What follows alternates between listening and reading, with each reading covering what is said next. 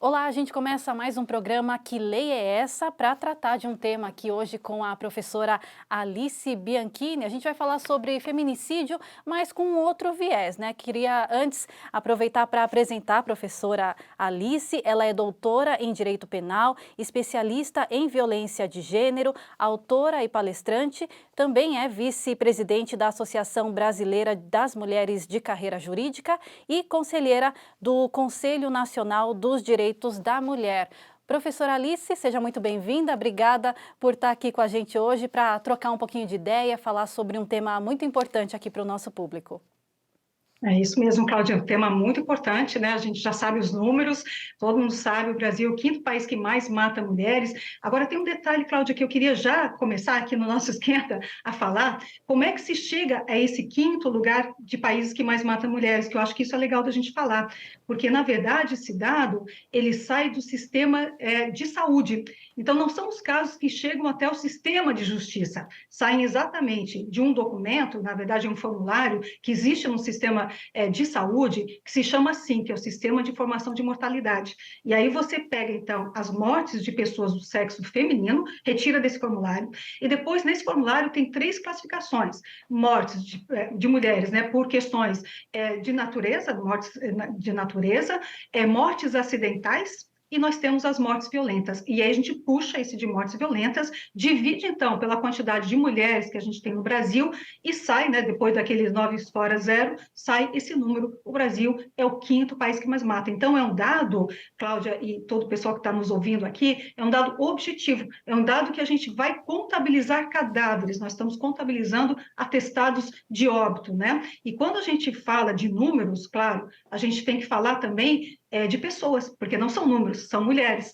E as mulheres, Cláudia, por mais diversas que sejam entre elas, e nós temos mulheres brancas que morrem, mulheres indígenas, mulheres negras, mulheres de periferia, mulheres com juízas, mulheres promotoras, mulheres que são donas de casa. Então, nós somos muito diversas, as mulheres que morrem, mas todas elas, Cláudia, têm uma mesma história de vida e de morte, que é exatamente isso que eu acho que é importante da gente falar, né? Porque eu sempre gosto de chamar atenção para o fato de que o feminicídio é uma morte anunciada e é uma morte evitável.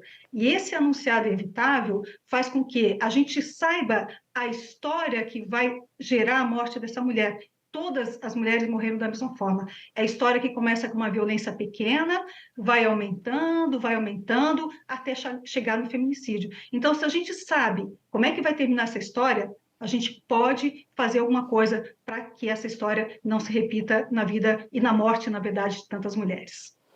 Perfeito, professora. Inclusive, a gente já teve, né, alguns outros programas falando sobre essa questão do feminicídio, da violência contra a mulher, e eu queria aproveitar, né, a sua participação aqui para a gente trazer um viés mais educativo, né, porque eu acredito que a informação e a educação pode evitar justamente uma fatalidade, né? Então, a gente tem até vários depoimentos aqui de pessoas que assistem os conteúdos e através deles aprendem ou é como se fosse um alerta, né, para que ela consiga agir da forma correta, no momento certo e evitar realmente isso, né, que como você acabou de falar, a gente já conhece como é que funciona isso, né, como que os casos ocorrem e justamente para a gente poder evitar que mais casos de feminicídio possam acontecer no nosso país, né?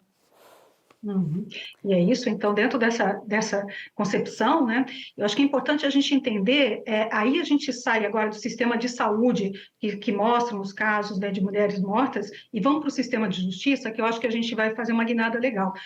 A primeira informação importante que a gente tem que considerar é que de todos os processos, de todos os inquéritos que saem das delegacias de polícia e vão até o Ministério Público, os Ministérios Públicos estaduais, ou seja, os Ministérios Públicos dos estados, o tema de violência contra a mulher já está aparecendo em segundo lugar. Então, a gente tem uma quantidade muito grande, né, de inquéritos que estão chegando até o sistema de justiça. E aí, quando a gente olha, então, Cláudia, o que acontece nesse processo, agora indo para o sistema de justiça mesmo, e nós temos várias pesquisas, já foi feita pesquisa no Rio de Janeiro, no Distrito Federal, em Minas Gerais, em São Paulo, e você olha agora os processos judiciais de feminicídio, né? Então, você está olhando página por página, verificando o que está acontecendo e entendendo qual foi a dinâmica que gerou aquela morte daquela mulher. E por incrível que possa parecer, e eu acho que isso a gente tem que falar muito, muitas vezes e durante muito tempo, infelizmente ainda, por mais absurdo que possa parecer, a dinâmica que comprometeu então a vida daquela mulher tem a ver com a história que a gente sempre gosta de falar, e é importante, que é a história de entender a mulher como posse do homem. Então, quando a gente vê, né, aquela ideia de que a gente vê, o jornalismo faz muito isso, e nos processos judiciais também, de dizer que ele matou a mulher porque ele não se conformou com o fim do relacionamento. Então, o fim do relacionamento tem sido, sim, Cláudia, e todos que estão aqui nos ouvindo e nos assistindo, tem sido, infelizmente, o motivo que está fazendo com que as mulheres morram. Olha que coisa mais absurda. Então, eu, mulher, que tem um relacionamento, você, Cláudia, que tem um relacionamento com alguém, não está tendo o direito de dizer, não quero mais me relacionar com você. Foi muito bom enquanto durou, né? Mas agora eu quero seguir um outro caminho. E isso está fazendo com que as mulheres morram.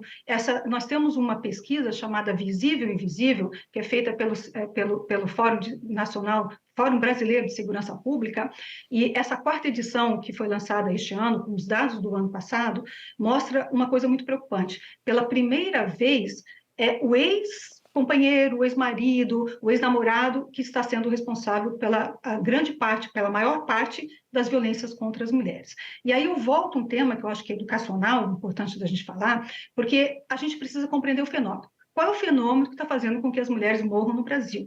E a gente tem que tomar cuidado, porque a gente está romantizando o fenômeno, a gente está diminuindo efetivamente o fenômeno, na medida em que a gente fala, ele matou porque não se conformou com o fim do relacionamento, porque isso não é verdade. Ninguém tem a possibilidade de matar uma outra pessoa, veja, fazer uma ação assim tão drástica, né, de tirar a vida de uma pessoa, e normalmente, Cláudia, essas mortes acontecem não assim um tiro, simplesmente dou um tiro, simplesmente dou uma facada, é um tiro, queima, desconfigura a mulher, é uma violência muito grande na própria forma de matar a mulher.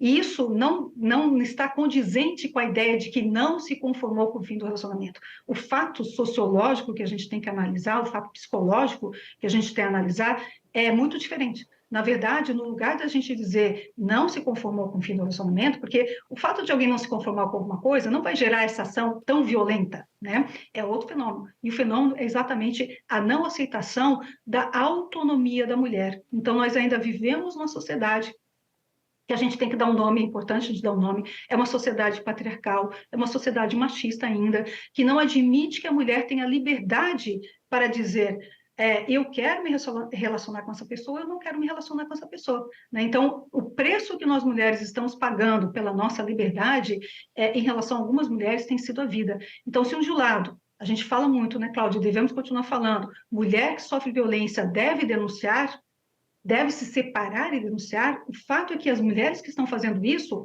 muitas vezes estão pagando com a sua própria vida. Então, a gente tem que continuar conversando com as mulheres, claro, mas este lado a gente conversa com a mulher. Mas o que eu acho importante, Cláudia, a gente vê o outro lado da moeda, em que a gente tem que conversar com os homens. Então, cada vez mais, e aí falando agora, entrando neste tema que você suscitou da educação, é claro que a gente tem que continuar tendo atenção às mulheres, mas a gente tem que falar muito com os homens. Então, quando me perguntam, né, eu atuo nessa área de violência contra a mulher há muito tempo, e alguém me pergunta, eu tenho uma tia, uma prima, uma sobrinha que está sofrendo violência, o que eu devo falar para ela?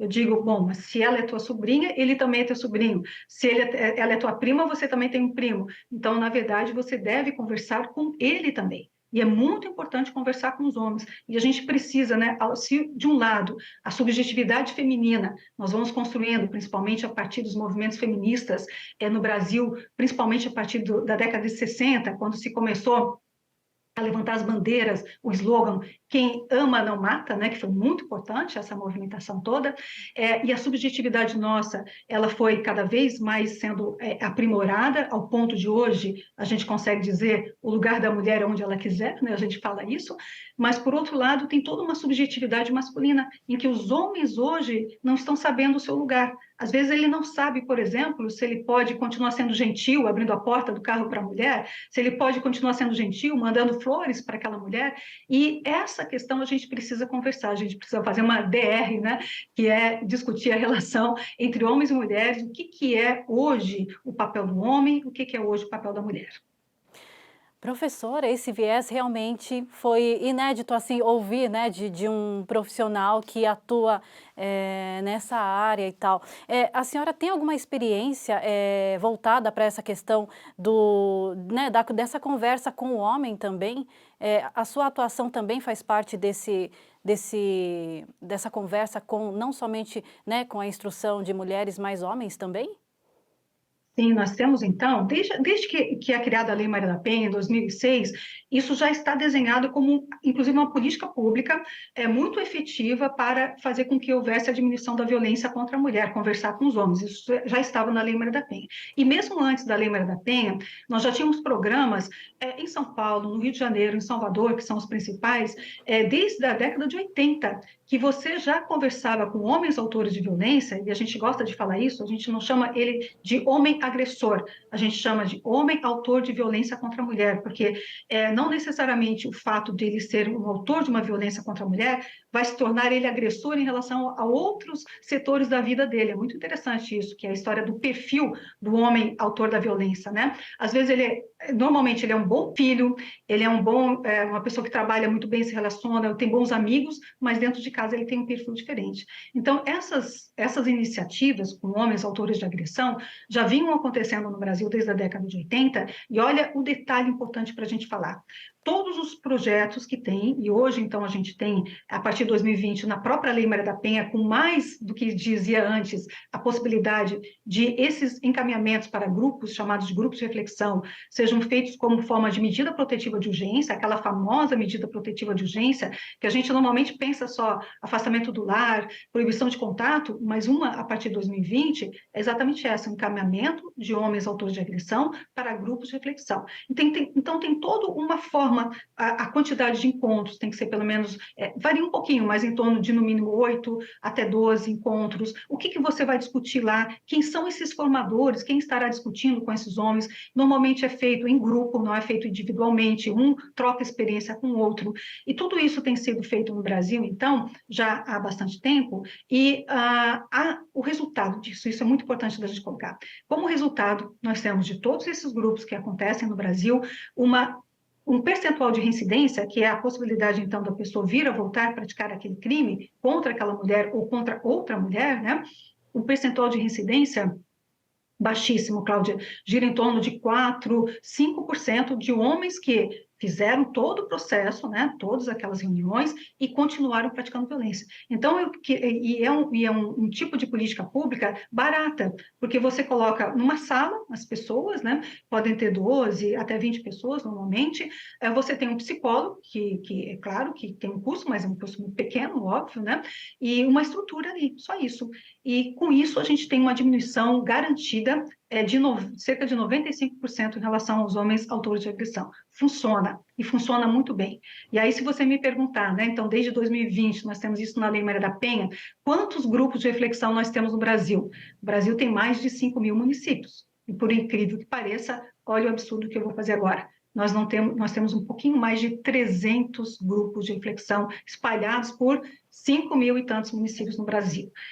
Isso traz uma demonstração para nós que não é de falta de informação, porque se sabe que esses grupos, quando funcionam, têm um resultado muito positivo, mas está faltando ainda, infelizmente, essa percepção da importância do tema da violência contra a mulher. A gente fala o tempo todo, né? Aumentou a violência contra a mulher na pandemia, nós somos o quinto país que mais mata, mas parece que isso não sensibiliza o suficiente, né? E a gente ainda vai encontrar, infelizmente, em todos os setores da sociedade, mas vou dirigir aqui para o sistema de justiça, ainda temos resistência na própria aplicação da Lei Maria da Penha. Então, você tem uma dificuldade, por mais que os números estejam aí, estamos falando, né, de números no sistema de saúde, que contabiliza cadáveres, estamos falando do número no sistema de justiça, que contabiliza processos judiciais, então, é evidente isso, né? Mesmo assim, a gente falta uma sensibilização para com a causa da violência contra a mulher. Certo. E falando, né, nessa questão da até você citou, né, a questão dessa, como se existe o violentômetro, né, que fala sobre essa, é como se fosse uma régua, né, que apresenta esses diferentes graus de violência até chegar a uma fatalidade. Isso também é uma forma isso também pode, né, auxiliar a vítima a reconhecer essa pessoa e evitar. É uma forma também de educar essa pessoa para que ela evite que aconteça alguma coisa mais grave? Sim, eu acho muito importante, né? Inclusive, a gente tem esse violentômetro que é utilizado principalmente em redes de proteção, né? Para mostrar para ela, normalmente uma reguinha mesmo que vai mostrando por cores, né?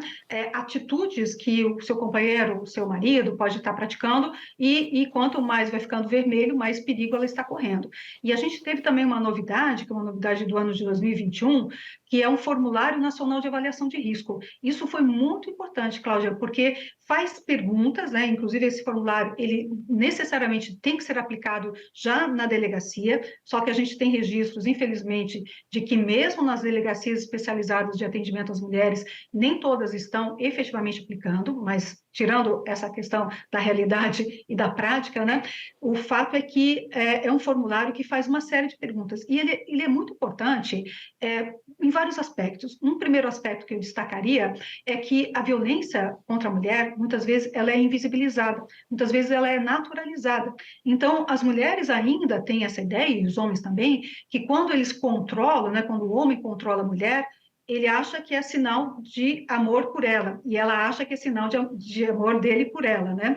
E o controle é colocado nesse Formulário Nacional de Avaliação de Risco como um grau de risco muito grande. Então, se você tem um companheiro que controla a roupa que você usa, se você usa batom vermelho, o local que você vai, com quem você ficou, você sai, está toda hora mandando WhatsApp, querendo que você faça chamada de vídeo, né? Isso é muito importante também, né? Vídeo, para dizer onde é que você está, com quem você está, mostra aí onde é que você está. Isso é alto risco que a mulher está sofrendo. Então, é importante esse formulário, que muitas vezes a própria mulher ela não tinha noção da gravidade do risco que ela estava correndo. Então, ela vai, né, na delegacia achando que ela tem um risco pequeno, mas vai lá, vai na delegacia e ela sai com essa informação de que o risco dela é muito alto.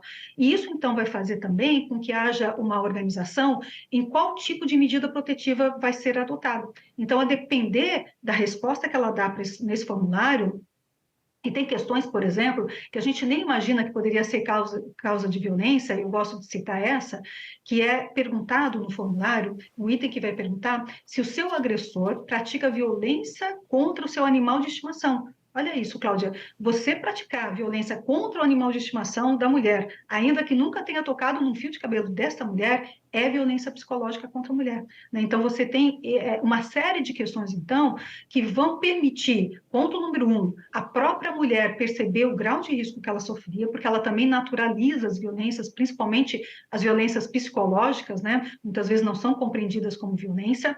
É importante para o sistema de justiça saber qual medida protetiva que vai encaminhar melhor a situação dessa mulher, e eu considero também muito importante, e aí voltando para o agressor, né, falando, e falo muito isso na advocacia, quando dou cursos para advogados e advogadas que atuam na violência contra a mulher, falando diretamente agora para o advogado ou advogada do homem autor de agressão, porque eu entendo que esse formulário também deve ser trazido para que o homem autor da agressão responda o formulário, para que ele também possa ter noção do quanto ele está sendo perigoso para a mulher. Teve um caso, vou falar muito rapidamente aqui, em que um cliente, era uma amiga minha que era advogada deste cliente, e ele manda um áudio, inclusive, para ela, para a advogada, dizendo, mas que absurdo, essa medida protetiva em relação à minha mulher, porque, afinal de contas, eu só ameacei que eu ia matá-la, mas eu nunca ia ter coragem de matar, eu só fiz uma ameaça, mas eu nunca ia concretizar.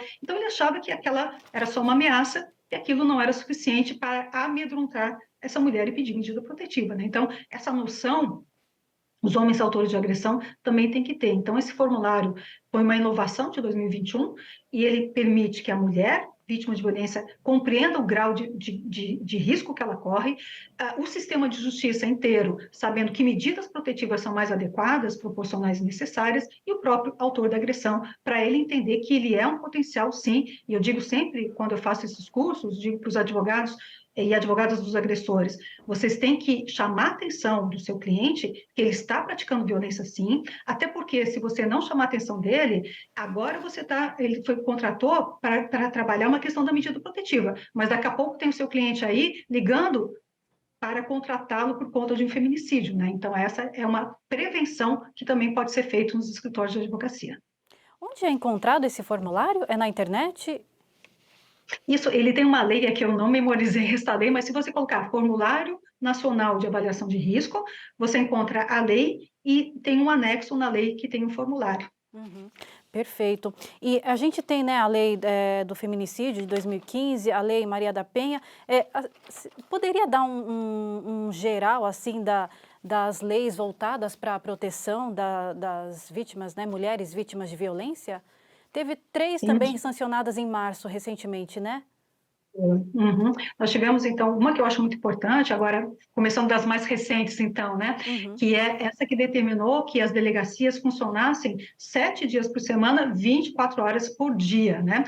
Então, de novo, muito importante essa lei, extremamente importante, só que não ainda, de março, né? Nós ainda temos poucas alterações em relação às delegacias a partir dessa lei. Então, temos que fazer uma fiscalização forte. Existe, inclusive, uma outra lei também que eu queria citar, que ela determina a possibilidade de órgãos, né, do governo utilizarem uma verba que é do Fundo Nacional de Segurança Pública, é uma verba muito grande, exatamente para propor ações que estão previstas no artigo 35 da Lei Maria da Penha. Uma delas, por exemplo, é exatamente delegacias, instituir delegacias especiais de atendimento à mulher. Então, não é por falta de dinheiro, mas teve um tempo que era por falta de dinheiro, concordo. Mas agora, com essa lei nova, que ela entrou em vigor ano passado, você pode tirar no mínimo 5%, no mínimo, não é no máximo, mas no mínimo 5% dessa verba do Plano Nacional de Segurança Pública para as ações previstas no artigo 35 da Lei Maria da Penha, que são ações de políticas públicas.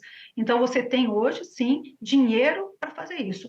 Mas está faltando, Cláudia, eu acho que é sempre importante a gente compreender, exatamente vontade política, né? O orçamento em relação às mulheres, a gente tem um estudo, tá na minha rede social, se alguém quiser dar uma olhada, @professora Alice, um estudo que vai mostrar o quanto que o orçamento foi cada vez diminuindo mais em relação ao enfrentamento à violência contra a mulher. Nós chegamos ao ponto de, no último governo, ter um valor muito pequeno e do valor que foi orçado, o que foi executado foi menos ainda. Então, tinha dinheiro e não foi utilizado o dinheiro, né? Tinha pouco dinheiro e o pouco que tinha, ainda assim, não foi utilizado. Então, a gente precisa, sim, e eu digo, né, o lugar da mulher é onde ela quiser, inclusive no orçamento. Se a gente não tiver orçamento para programas de política pública de enfrentamento à violência contra a mulher, a gente vai nadar e vai morrer na praia, né? E as mulheres que estão morrendo. Então, é muito grave o tema que a gente está trabalhando aqui, e essa sensibilização que tem que ser não só dos governos, mas de toda a sociedade. Inclusive, uma outra lei, então, voltando ao tema das leis, né? Uma lei que de 2021, também muito importante, é uma lei que determinou que todas as escolas, sejam públicas, sejam particulares, tivessem durante o mês de março uma semana inteirinha de conscientização em relação à violência contra a mulher. Essa lei entrou em vigor em 2021, eu fiz o levantamento, quase nenhuma escola tinha feito isso. 2022 eu fiz o levantamento também, quase nenhuma escola, e agora 2023 melhorou um pouquinho. Mas o que a gente precisa dessa questão da educação para a igualdade de gênero, que aconteça desde a escola, né? A gente sabe, e tem pesquisas que vão mostrar isso, que as mulheres brasileiras, as meninas brasileiras, agora é uma pesquisa só com meninas brasileiras, e mostra que as meninas brasileiras, a partir de 6 anos de idade, se sentem menos inteligentes e desistem de fazer atividades. Então, já é uma coisa do subjetivo nosso, né? Então, o quanto que é importante a gente mostrar que a menina não é menos inteligente que o menino, que a menina não é menos capaz, mas na medida em que a gente faz, né? E eu acho muito importante essa pesquisa, porque ela faz com que a gente pegue no nosso coração, né? Porque se a menina pensa isso, que ela é menos inteligente e menos capaz, é porque ela está sendo levada a lugares em que ela faz uma leitura, né, desse lugar onde ela está sendo levada e, a partir dali, ela cria sua subjetividade. Então, a gente precisa olhar que mundo é esse que a gente está apresentando para as meninas para que elas se sintam inferior. E que mundo é este que nós estamos apresentando para os meninos que eles se sintam também superiores às meninas? Porque é isso, Cláudia, que vai dar no depois dois fenômenos importantes, né? Tanto a violência do homem contra a mulher, como também é algo muito importante a gente falar, a passividade da violência que a mulher recebe, porque ela também muitas vezes é passiva, mais de 55%, mais de 50%, melhor me referindo, das mulheres que sofrem violência no Brasil, não falam dessa violência nem sequer para a sua família. Ninguém sabe que ela sofre violência. Então, ela não procura ajuda, nem sequer da família, e ela é uma candidata, portanto, né, muito séria de um feminicídio.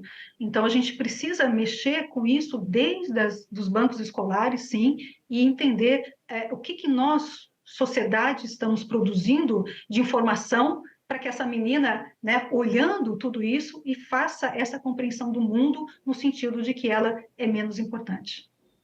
Professora, a senhora nota já alguma evolução nesse sentido da educação desde da infância para que elas consigam ter essa percepção de que o que é certo, o que é errado, o comportamento dos homens ou de outras pessoas ter a atitude correta para evitar qualquer violência, qualquer caso mais grave? Sim, né? Eu acho que essa nova geração, muito embora a gente tenha percebido, de um lado, um aumento, Cláudia, das violências praticadas nas relações de namoro, a gente observa isso, mas, por outro lado, também, a gente observa o quanto os meninos dessa nova geração têm uma compreensão sobre a igualdade de direitos entre homens e mulheres, né? Então, existe, sim, essa compreensão, isso tem nos animado bastante, né? Eu tenho muitos sobrinhos e sobrinhas, vejo aqui na minha família como é que tem sido, e principalmente a questão da divisão das tarefas domésticas, porque enquanto a gente não tiver a divisão das tarefas domésticas, tudo é um mero discurso, porque, claro, e isso tem pesquisas também que vão mostrar isso, na medida em que a menina, né, precisa estudar, mas precisa cuidar do irmão, precisa lavar a louça, precisa ajudar a mãe, ela tem menos tempo para duas coisas importantes. Uma, estudar, ela tem menos tempo para estudar, para se dedicar à escola, ela falta muito à escola, porque a mãe precisa de não sei o quê e a menina precisa ficar cuidando do irmão mais novo, por exemplo.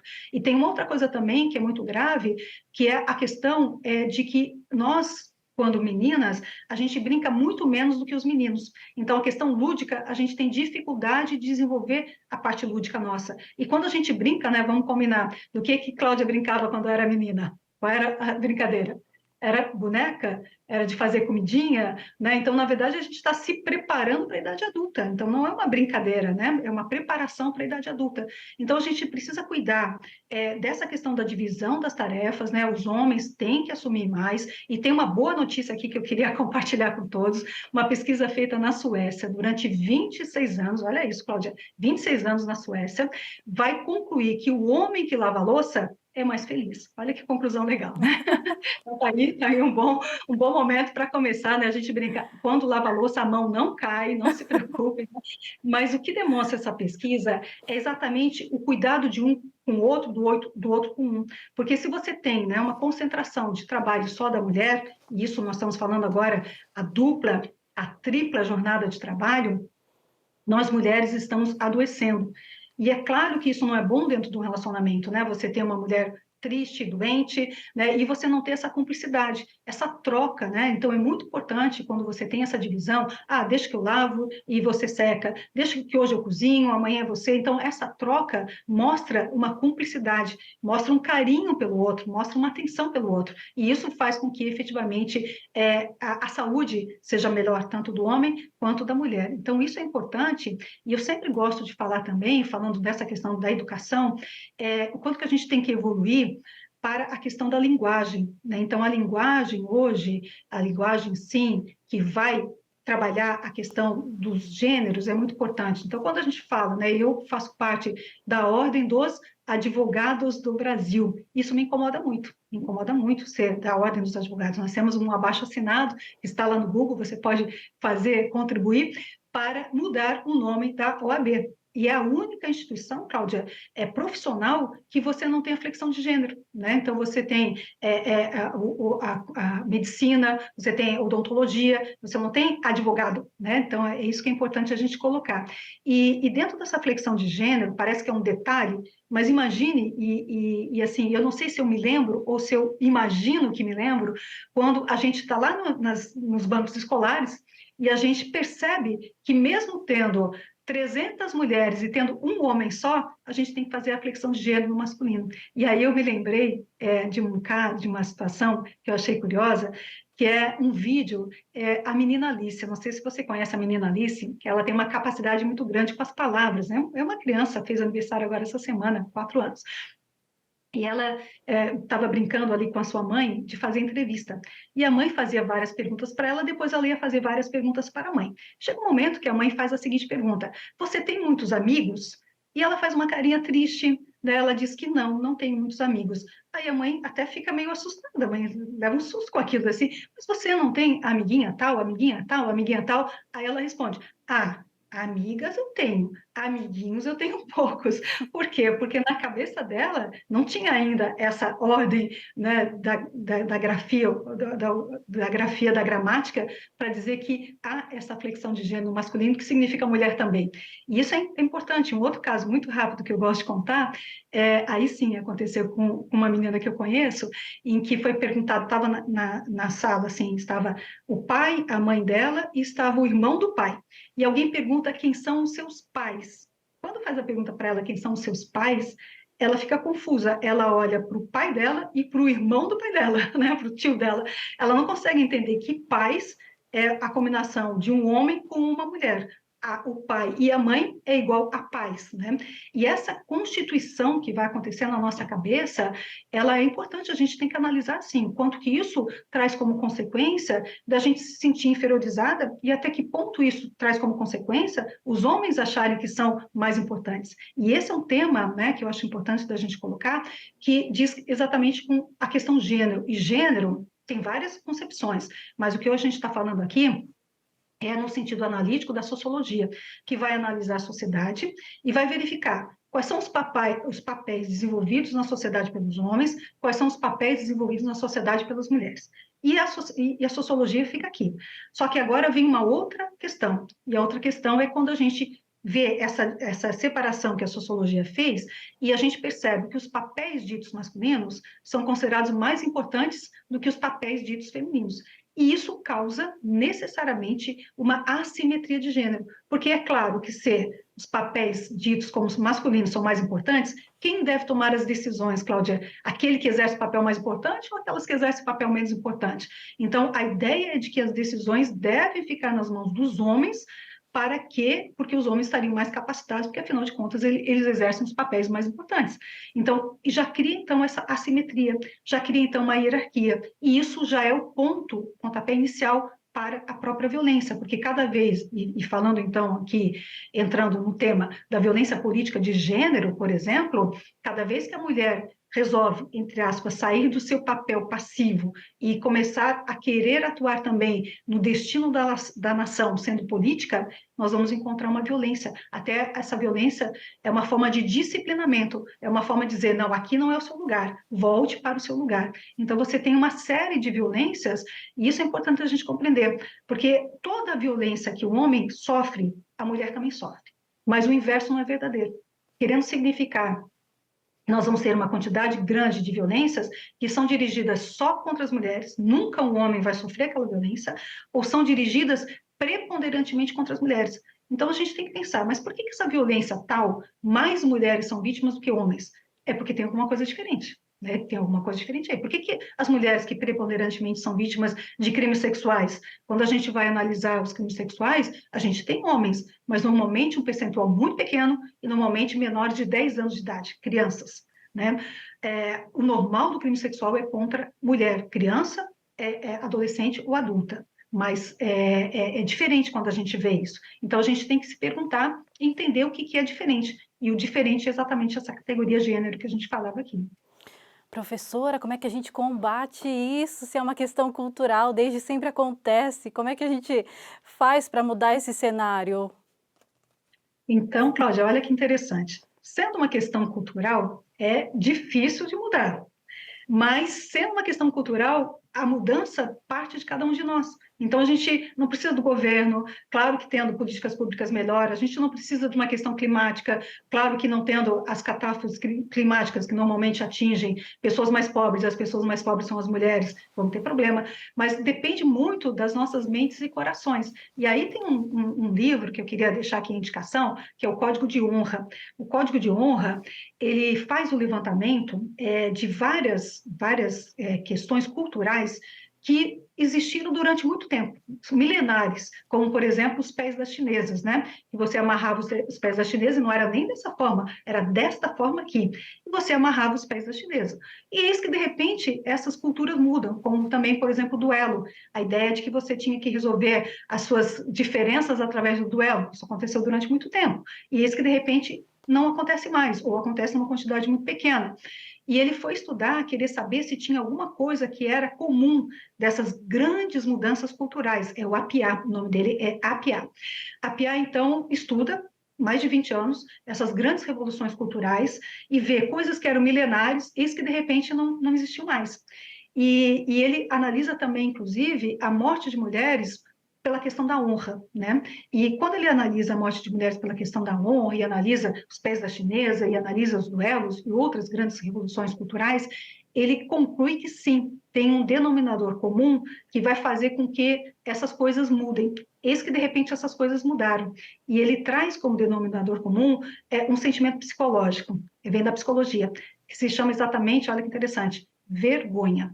Então, só quando a gente sente vergonha, e a vergonha pode ser uma coisa individual, e a gente muda a nossa vida a partir dessa sensação de vergonha, ou pode ser uma vergonha coletiva, e você tem vergonha dessa situação. Então, por exemplo, a própria questão dos pés das chinesas é muito estudado, mostrando que quando a China se abre, né, mais para o mundo exterior e as pessoas começam a conhecer esse tipo de tradição e começam a repercutir em relação negativamente isso, isso vai constituindo uma mudança, né?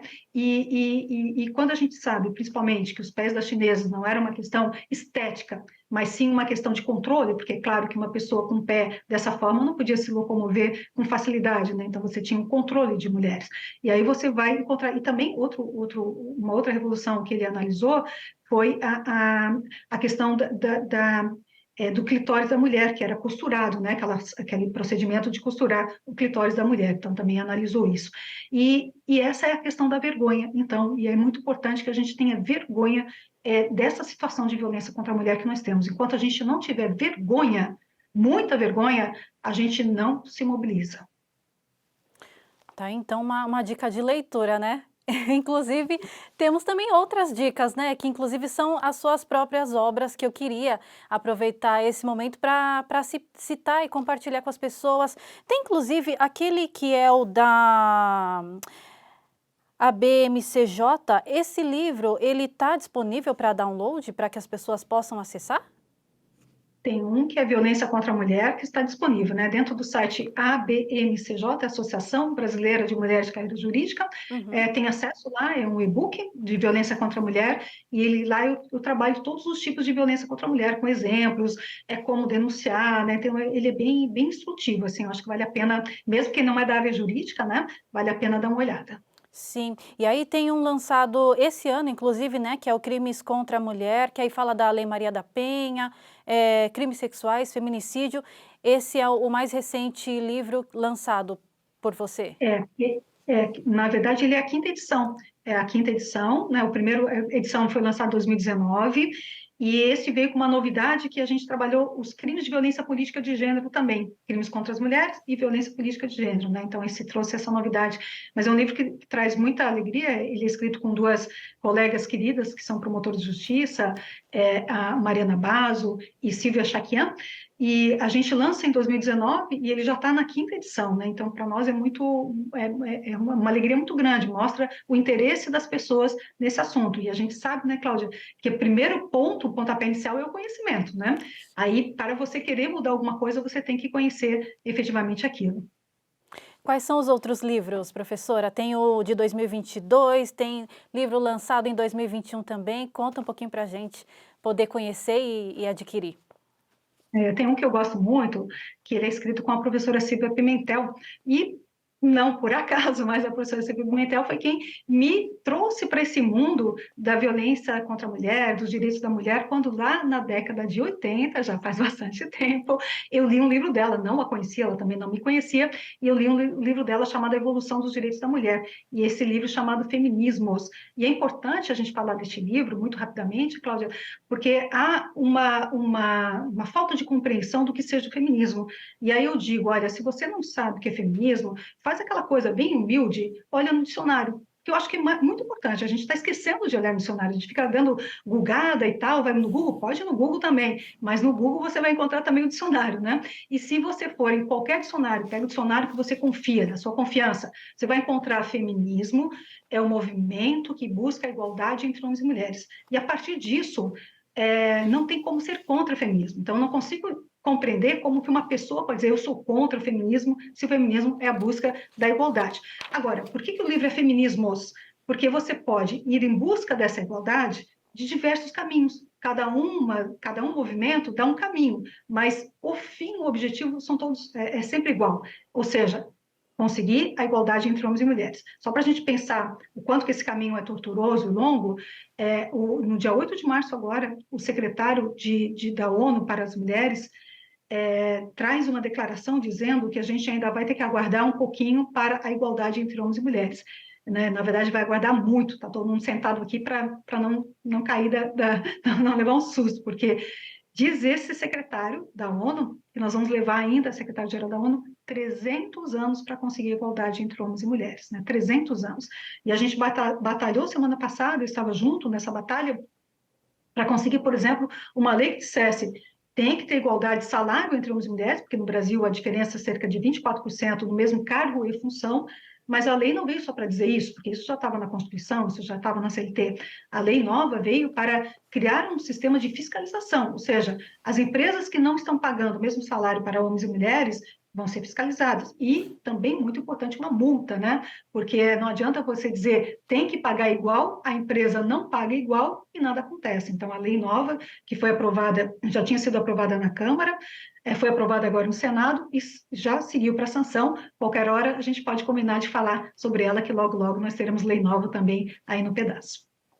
Maravilha. E eu estou falando aqui professora, porque professora, né, você também tem cursos, né? Eu queria entender se esses cursos são voltados para profissionais como você, da área do direito, ou se outras pessoas também têm acesso. A gente tem tido muito acesso, principalmente de psicólogos e psicólogas.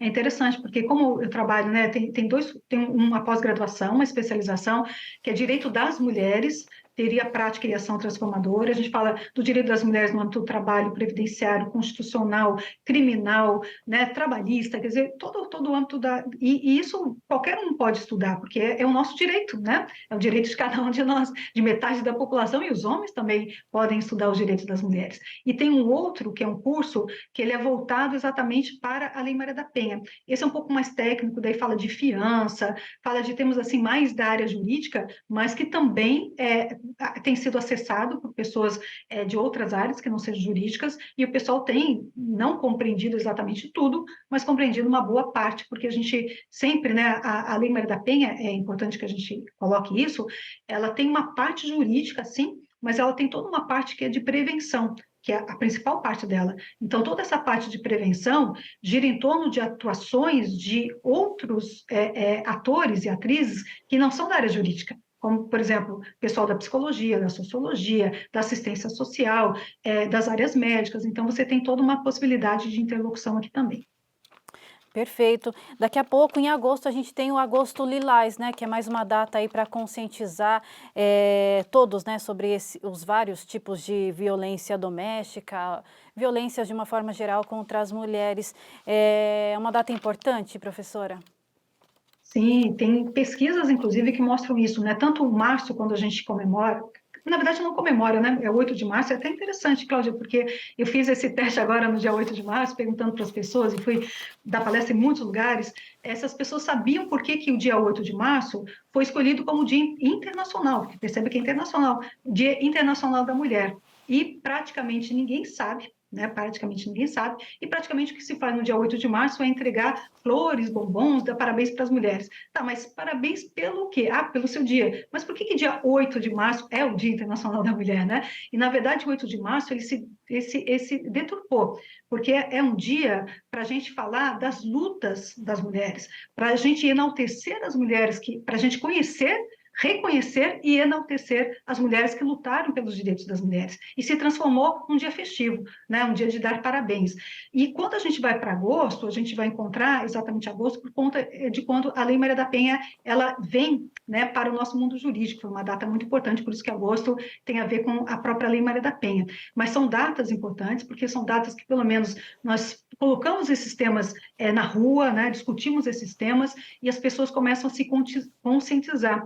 Então, tem pesquisa que vai mostrar, por exemplo, março aumenta muito o número de denúncias de violência contra a mulher, porque as mulheres se sentem mais estimuladas para fazer as denúncias. Então, tem sim, é muito importante a gente falar disso. Mas, claro, não deturpando, né? Nós temos que falar do que aconteceu, por que aconteceu e para que aconteceu. Perfeito, professora. Acho que falamos, né, abordamos muitas questões aqui super importantes, né? Fica o convite para que a gente possa estar juntas novamente para abordar outros temas envolvendo essas questões que você trabalha tão bem, tem uma expertise muito grande. Eu vou deixar as redes sociais da professora Alice Bianchini para que as pessoas possam, né, acompanhar o seu trabalho, aprender muito mais sobre o assunto e queria agradecer mais uma vez pela sua participação, colaboração e por todos os ensinamentos aqui hoje. Não, eu que agradeço essa oportunidade, né? Temos que falar muito desse tema, nunca vai se esgotar. Entender, Cláudia, que a Lei Maria da Penha, por exemplo, ela é uma lei de ação afirmativa, é uma lei que não veio para ficar.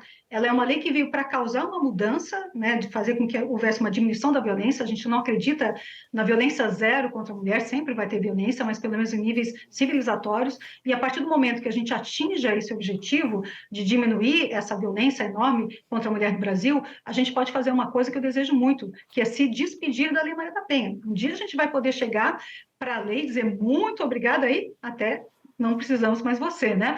Mas para que isso aconteça, a gente tem que ter muita conscientização, a gente precisa compreender este fenômeno da violência, a questão da condição da mulher, né? Infelizmente, existe muita desigualdade, sim, ainda, e essa desigualdade toda, então, sendo responsável por uma coisa muito importante para a gente finalizar aqui, né? Todos os estudos vão mostrar quanto mais desigualdade entre homens e mulheres, mais violência nós vamos ter entre homens e mulheres.